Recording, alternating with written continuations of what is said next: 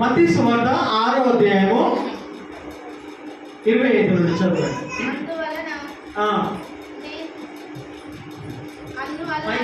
నేను మీతో చెప్పుచున్నది ఏమనగా, ఏమి తిందుమో ఏమి త్రాగుదుమో అని మీ ప్రాణముల గూర్చి అయినను, ఏమి తిందుమో ఏమి త్రాగుదుమో మరియు ప్రాణముల గూర్చినైనను ఏమి ధరించుకుందుమో ఏమి ధరించుకోవాలి ప్రభు అని మీ దేహముల గురించి అయినను హల్లెలూయా చింతింపకుడి. హల్లెలూయా. మరలా చెప్తున్నా, దేవుని బిడ్డలు చింతించడము, హల్లెలూయా, దేవుని బిడ్డలు చింతించడము దేవునికి ఇష్టం లేదు. హల్లెలూయా. హల్లెలూయా. దేవుని బిడ్డలు నేను చింతించడము నా దేవునికి ఇష్టం లేదు. హల్లెలూయా. నన్ను చింతించడము నా దేవునికి ఇష్టం లేదు. కాబట్టి ఏం చెప్తున్నాడు? ఏమి తిందుమో ఏమి త్రాగుదుమో ఏమి ధరించుకుదుమో, రేపటి దినమున ఏమైపోతుందో, ఈ 10,000 రూపాయలు రాకపోతే, రేపటి దినమున నేను అప్పు కట్టుకోకపోతే ఏమైపోతానో అని చింతించకు బిడ్డ. హియర్ నేను ఇక్కడ ఉన్నాను కాబట్టి నీ చింత యావత్తు కూడా నా మీద వేయండి అని చెప్తూ ఏమంటున్నాడంటే, ప్రియమైన దేవుని బిడ్డ కింది వచనాలు చదవండి త్వరగా. ఆహారము కంటే ప్రాణము, ఆహారము కంటే ప్రాణము గొప్పది కాదా? వస్త్రము కంటే దేహము గొప్పది కాదా? చూడండి ప్రియమైన వాళ్ళరా, మంచి సూటు బూటు మంచి చీరలు ఉన్నాయనుకో వేసుకోవడానికి, ఆరోగ్యమే బాగలేదనుకో, దేనికోసం బట్టలు వేసుకోవడం? అదే చెప్తున్నాడు, నీకు మంచిగా ఉన్నాయి, బట్టలు ఉన్నాయి, సూటు బుట్టు ఉంది, మంచి చీర ఉంది, దేహమే బాగలేదు, ఊకే దగ్గుతూ ఉంటావు, తుమ్ముతూ ఉంటావు, ఊకే ఏం అనారోగ్యంగా ఫీల్ అవుతూ ఉంటావు, సిక్ అవుతూ ఉంటావు, కానీ బట్టలు చూస్తే మాత్రం చాలా బాగున్నాయి. వేసుకుంటే ఏమైనా సమాధానం ఉంటుందా? ప్రభు అదే చెప్తున్నాడు, వస్త్రము కంటే నీ దేహము గొప్పది కాదా? హల్లెలూయా. ప్రాణము కంటే ఏమనుంది? ఆహారము కంటే ప్రాణము గొప్పది కాదా? ప్రాణం ఉన్నది, ప్రాణం బాగలేదు, కానీ ఆహారం ఉన్నది అనుకో, సమృద్ధిగా ఉన్నది. హల్లెలూయా.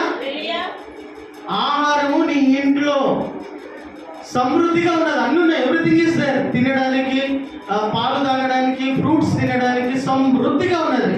నీ పానమే బాగలేదనుకో ఏం లాభం అంటుండే ఇప్పుడు. ఆహారము కంటే నీ ప్రాణము ముఖ్యము కాదా? హల్లెలూయా.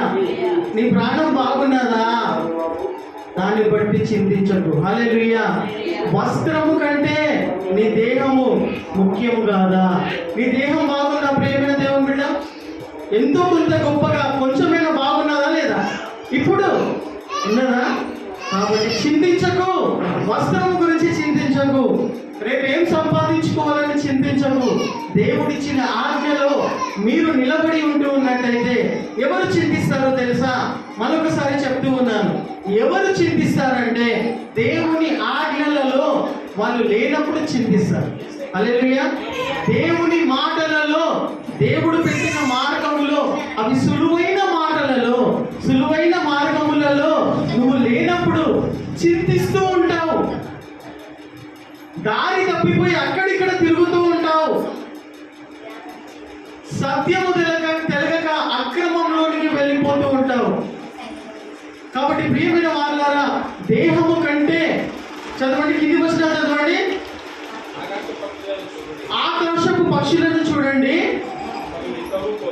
అవి విత్తవు కోయవు, కొట్లలో కూర్చుకొనవు, అయినను చూడండి, పక్షులను చూడండి, జంతువులను చూడండి, సముద్రమును చూడండి, సముద్రంలో నివసిస్తున్న జీవకోటి రాసులను చూడండి. హల్లెలూయా. సముద్రంలో నివసిస్తున్న జీవకోటి రాసులను చూడండి. వాటిని పుట్టించింది ఎవరమ్మా? పుట్టించినోడు నీవు పోషించకుండా ఉంటాడా? హల్లెలూయా. పుట్టించిన వాడు నీకు జన్మనిచ్చిన వాడు, ఆయుష్ ఆరోగ్యం ఇచ్చిన వాడు నిన్ను పోషించకుండా ఉంటాడా? జంతువులను, పక్షులను, ఆకాశపు పక్షులను అవి ఏమైనా అడుక్కుంటున్నాయా? మనలాగా బాధపడదు, ప్రభు నాకు ఇది లేదు, నాకు అది లేదు, వాళ్ళలాగా నేను లేను, ఏది నా బ్రతికిది అని అవి బాధ అడుక్కుంటున్నాయా? మనలాగా బాధపడుతున్నాయా? అదే యేసుప్రభుల వారు చెప్తూ ఉన్నారు, ఆకాశ పక్షులను చూడండి, అవి విత్తవు, అవి కోయవు, అవి పనిచేయవు, కానీ శ్రేష్టమైన మనకంట మంచి ఆహారము, హల్లెలూయా, మనకంట మంచి ఆర్గానిక్ ఆహారము, ఫ్రెష్ ఆహారము. అప్పుడే ఆ పండ్లు పొలాలు పుడుతూ ఉంటాయి, ఆ పిచ్చుకలు, అవేమంటారు, ఆ పక్షులు వెళ్ళి ఆ యొక్క తేనెలు తాగుతూ ఉంటాయి, ఫ్రెష్ తేనెలు. హల్లెలూయా. ఎంత శ్రేష్టమైనటువంటి ఆహారము, ఎంత శ్రేష్టమైనటువంటి వాతావరణమును, ఎంత శ్రేష్టమైనటువంటి ఆ భోజనము పక్షులకు, సముద్రంలో జీవిస్తున్నటువంటి వాటికి, జీవకోటి రాసులను, జీవమున్న ప్రతి ప్రాణిని ఎంత శ్రేష్టమైన ఆహారం ఇస్తున్నాడు. మనుషులకు తప్ప మనుషులు ఎందుకు పొందుకోలేకపోతున్నారంటే ఆ చింతను బట్టే. ఈ చింత పెట్టుకుంటున్నాం కాబట్టి, దేవుని యందు విశ్వాసము లేదు కాబట్టి చింతిస్తూ ఉన్నాం. దేవుడు ఈ సమస్య నుండి, డైరెక్ట్ దేవుడే ఈ సమస్య నుండి నన్ను విడిపిస్తాడు అనే నమ్మకం నీకు లేదు కాబట్టి చింతిస్తున్నాం. ఎక్కడికో వెళ్తే, ఎవరో ప్రార్థన చేస్తే, ఎవరో ఏదో చేస్తే, ఎవరో ఏదో చెప్తే ఆ సమస్య తీరుతాదని నువ్వు నమ్ముతూ ఉన్నావు కాబట్టి చింతిస్తూ ఉన్నావు. యేసు ప్రభు చెప్పిన మాటలను మర్చిపోయినావు కాబట్టి చింతిస్తూ ఉన్నావు. ఆయన ఒక ప్రేమను నువ్వు మర్చిపోయి ఉన్నావు కాబట్టి చింతిస్తూ ఉన్నావు. ఆకాశపు పక్షులను చూడండి, జీవకోటి రాసులను చూడండి, సముద్రంలో జీవిస్తున్నటువంటి చేపలను చూడండి. శ్రేష్టమైన ఆహారం ఇస్తున్నాడు, టైం టు టైం ఇస్తున్నాడు. వాడికి బ్రేక్ఫాస్ట్ ఇస్తున్నాడు, లంచ్ ఇస్తున్నాడు, డిన్నర్ ఇస్తున్నాడు. ఆకాశ పక్షులను చూడండి, ఆలోచన చేయండి, వాటిని ఎవడు పోషిస్తున్నాడు? ఎవరు కష్టపడుతున్నారు? ఆకాశ పక్షులను చూడండి. చదవండి ఆ వాక్యము, త్వరగా చదవండి. ఆకాశ పక్షులను చూడండి, అవి విత్తవు, కోయవు, కొట్లలో పూడ్చుకున్నావు, అయినను ఎవరి తండ్రి? నీ పరలోకపు తండ్రి అంటుండి. నీ పరలోకపు తండ్రి వాటిని పోషించుచున్నాడు. హల్లెలూయా, హల్లెలూయా. మీరు వాటికంటే శ్రేష్ఠులు కాదా? హల్లెలూయా. వాటికంటే గొప్పలు కాదా? మీరు గొప్పలు కాదా? గొప్పలు కాదా? వాటికంటే అందగాళ్ళు కాదా? వాటికంటే శ్రేష్టమైనటువంటి వాళ్ళు కాదా? వాటిని పోషిస్తూ ఉన్నప్పుడు మిమ్మల్ని ఎందుకు పోషించరు? ఎందుకు పోషించాడు? హల్లెలూయా. వాటి ఒకసారి ఊహించండి ప్రియమైన వాళ్ళారా, సృష్టిలో అన్నీ ఉన్నాయి. దేవుడు సృష్టించిన సమస్తం ఉంది. పక్షులు ఉన్నాయి, సముద్రం ఉంది, జీవకోటి రాసలు, ఐవైతే అన్నీ ఉన్నాయో. మనిషి లేడు అనుకోండి, ఎట్లుంటది? ఒకసారి ఊహించండి, ఇమాజిన్ చేయండి. మనిషి లేడు, అన్నీ ఉన్నాయి, అన్నీ ఉన్నాయి. శూన్యం కాదు, అన్నీ ఉన్నాయి. మనమే లేదు, మనం లేవు. జంతువులు ఉన్నాయి, పక్షులు ఉన్నాయి, ఫ్రూట్స్ ఉన్నాయి, చెట్లు ఉన్నాయి, సముద్రాలు ఉన్నాయి, కొండలు ఉన్నాయి, పర్వతాలు ఉన్నాయి. ఇప్పుడు ఏమైతే ఉన్నాయో అన్నీ ఉన్నాయి, కానీ నువ్వే లేవు, నేనే లేదు. ఏం లోపం? హల్లెలూయా, హల్లెలూయా. అవన్నిటిని ఎందుకోసం సృష్టించిండంటే అర్థం చేసుకో. దేవుని ప్రేమ, దేవుని సృష్టి నీ పట్ల ఎంత గొప్పగా ఉన్నదో అర్థం చేసుకో. హల్లెలూయా. అవన్నిటిని ఎందుకోసం దేవుడు సృష్టించిండంటే నీ కోసమే. హల్లెలూయా, హల్లెలూయా, హల్లెలూయా.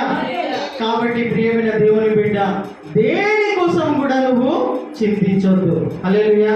మరి ఏం చేయమని చెప్తూ ఉన్నాడు? దాని కింది వచనాలు త్వరగా చదవండి. దాని కింది వచనాలు చదవండి.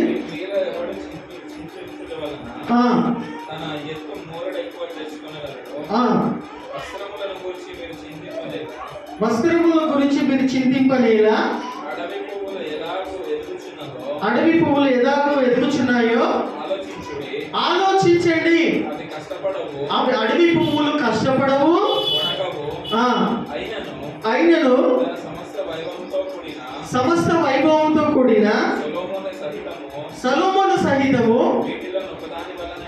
వీటిలో ఒకదానినైనను వెంకటింపబడలేదు. ఆ, నేడుండి రేపు పొయ్యిలో వేయబడు అడవి గడ్డిని చూడండి ప్రియమైన వాళ్ళ, నేడు ఉండి పొద్దుగల పువ్వు వికసిస్తుంది, సాయంత్రం రాగానే అది వాడిపోయి చెత్తకుప్పలో పడేసేటువంటి ఆ పువ్వుకు ఎంత మహిమ ఇచ్చాడు దేవుడు, ఎంత అందంగా తయారు చేసాడు. పొద్దుగల వికసించే పువ్వు సాయంత్రం వరకు వాడిపోతుంది, దానికి ఎంత అందం ఇచ్చాడు దేవుడు. నువ్వు వానికంటే దానికంటే కూడా శ్రేష్టమైన దానవు బిడ్డ. నా దృష్టిలో నువ్వు అంత అమూల్యమైనటువంటి వ్యక్తివి, నా ప్రియుడవు నువ్వు. నేను సృజించుకున్న నా హస్తములపైన నేను సృజించుకున్నా కాబట్టి ప్రియమైన దేవుని బిడ్డ, దేవుని యొక్క ప్రేమను మరిచినటువంటి వాళ్ళు చింతించతారు, బాధపడతారు, అటు ఇటు పరిగెడుతూనే ఉంటారు, ఒక్క చోట నిలబడరు. వాళ్ళు ఆశీర్వాదాల గురించి తిరుగుతూనే ఉంటారు. కానీ దేవుని ప్రేమను మరిచినటువంటి వాళ్ళే ఈ భ్రష్టత్వంలోనికి, ఈ అక్రమమైనటువంటి మార్గంలోనికి వెళ్ళి చింత ఎక్కువ చేసుకొని బ్రతుకుతూ ఉంటారు. మనం చేయాల్సిన పని ఏమై ఉన్నది అని అంటే కింది వచనాలు ఒకసారి త్వరగా చదవండి. కింది వచనాలు త్వరగా చదివి. కాబట్టి ఏమి తిందుమో, ఏమి త్రాగుదుమో, ఏమి ధరించుకుందుమో చింతింపకండి.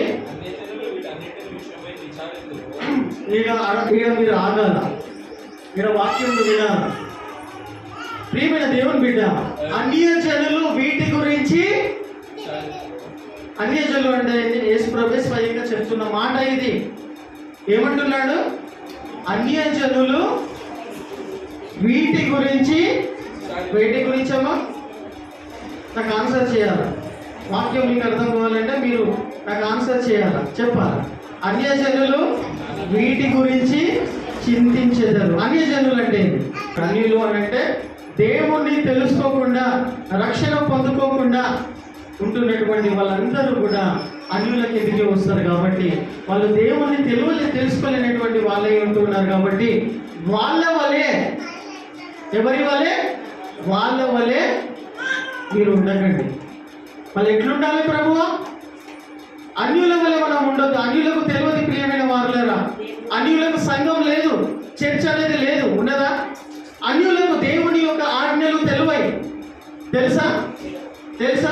నీకు చర్చ్ ఉన్నది, నీకోసం అంటూ ఒక చర్చ్ ఉన్నది, నీకు తెలుసా? నీకు దేవుడు రక్షించుకోవడమే కాకుండా నీకు సంఘం అనేది కూడా ఇచ్చిండు అనేది తెలుసా నీకు? హల్లెలూయా. నీకంటూ ఒక సంఘం ఉన్నదనే ధైర్యంతో చెప్పగలుగుతావా? నువ్వు నాకంటూ ఒక సంఘం ఉన్నదని చెప్పగలుగుతావా? అన్యుల వలె కాకుండా వాళ్ళకు లేదు, అన్యులకు సంఘము లేదు కాబట్టి అన్యుల వలె, అన్యులకు దేవుని యొక్క ఆజ్ఞలు తెలివై కాబట్టి, దేవుని యొక్క ప్రేమ తెలియదు కాబట్టి వాళ్ళ వలె మనం ఉండకూడదు. హల్లెలూయా.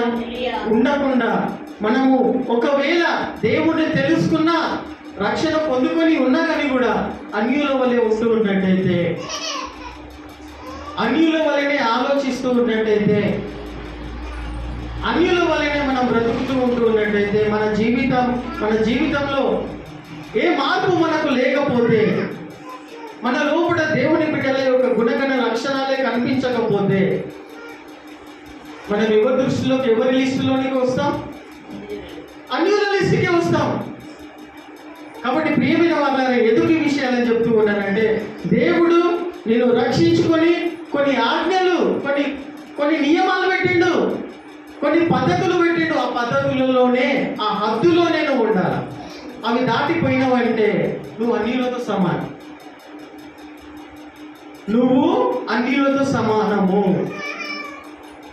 ఆ యొక్క లిమిటేషన్స్ లోనే, ఆ హద్దులోనే నువ్వు నేను ఉండాల్సిన వారమే ఉన్నాం. హల్లెలూయా, హల్లెలూయా.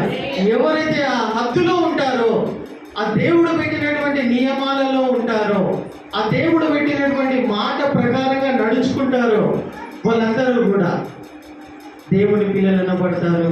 వాళ్ళు ఎప్పుడూ కూడా అన్యుల వల్ల చింతించరు.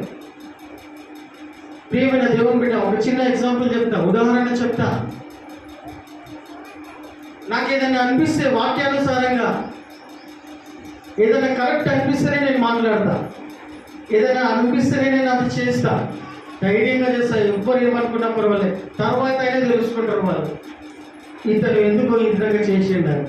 ప్రియమైన వాళ్ళరా, ఏం చెప్పాలని ప్రయత్నం చేస్తున్నానంటే దేవుడు మాటలను వినాలి, దేవుడు ఇచ్చినటువంటి ఆజ్ఞలలో నడుచుకునే విధంగా మనం ఉండాల్సిందిగా ఈ యొక్క వాక్యమును బట్టి నేను మీకు జ్ఞాపకం చేస్తున్నాను. కాబట్టి దేవుని బిడ్డలు ఏ విధంగా ఉండాలని చెప్తూ ఉన్నాడు.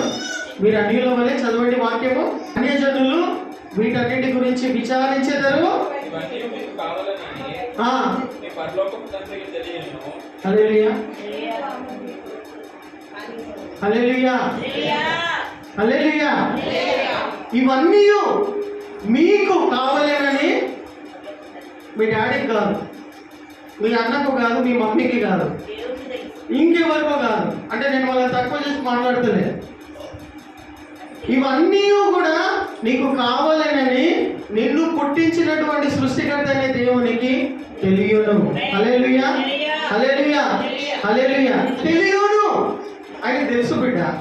ఏ టైంలో నీకు ఏమి ఇవ్వాలో ఆయనకు తెలుసు. ఆయన ఖచ్చితంగా ఇస్తాడు. ఇచ్చే టైంలో నువ్వు అందుబాటులో ఉండాలి. హల్లెలూయా, నువ్వు అందుబాటులో ఉండాలా. ఆయన నువ్వు దీవించాలా, నిన్ను దీవించాలా, నిన్ను ఆశీర్వదించాలా, నిన్ను వర్ధిల్ల చేయాలా, నీ ద్వారా ఆయన నామం మహిమపరచబడాలని ఆయన ఇప్పుడు కూడా ఇష్టపడుతూ ఉన్నాడు. ఇప్పుడు కూడా, ఎప్పటికీ కూడా అట్లనే ఉంటాడు ఆయన. హల్లెలూయా, ఎప్పటికీ కూడా అట్లనే ఉంటాడు దేవుని బిడ్డలకు. ఈ సమస్తము తయారు చేసింది ఎవరి కోసం? నీ కోసమే. ఏమని చెప్తూ ఉన్నాడు వాక్యం అక్కడ? ఇందాక వాక్యం ఏం చెప్తూ ఉన్నాడు? ఇవన్నీ కూడా మీకు కావాలి అని పరలోకంలో ఉన్న తండ్రికి తెలుసు. తెలుసా లేదా? పలానా సమయంలో నా కూతురు పెళ్లి జరగాలనే దేవునికి తెలుసా లేదా? ఆయన నువ్వు పుట్టించినావు. పలానా సమయంలో నా తమ్ముని పెళ్లి కావాలని పరలోకంలో ఉన్న తండ్రికి తెలుసా లేదా? అలాంటి చేయాల్సింది ఎవరు? నువ్వా? ఏం చేస్తావు? నీ ముఖం నువ్వేం చేయలేవు, నా ముఖం నేనేం చేయలేను. ఎవరు చేయాలి? దేవుడు చేయాలి. హల్లెలూయా, దేవుడు చేస్తాడు. హల్లెలూయా. ఎవరు చేస్తారు? నీ బిడ్డ పెళ్లి ఎవరు చేస్తారు? నా తమ్ముని పెళ్లి ఎవరు చేస్తారు? పలానా టైంకి ఇవన్నీ కావాలని నీ పరలోకంలో ఉన్న తండ్రికి తెలియదు. ఎవరికి తెలుసు? ఆయనకు తెలుసు. మరి నువ్వేం చేయాలా? హల్లెలూయా, ఏం చేయాలా? ఆయా దేవుడు చూసుకుంటాడులే, खुदा देख लेता अपन खाली बैठ के देखेंगे, దేవుడు చూసుకుంటాడు, మనం చేతులు కట్టుకొని ఆయన చూసుకుంటాడు కదా.